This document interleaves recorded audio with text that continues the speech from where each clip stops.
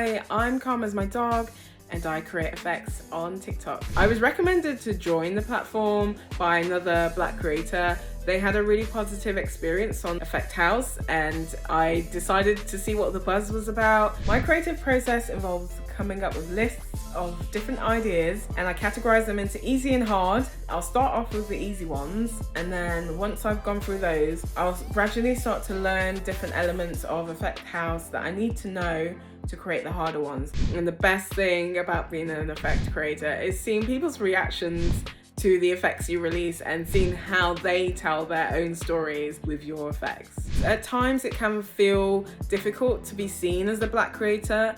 So one thing I've made sure I do is connect with other creators. We can share ideas and we talk about how to progress as a creator, how to grow, what tools we're using. Seeing their development has made me realize that I have the same opportunities to learn and grow. 3 pieces of advice to Black creators.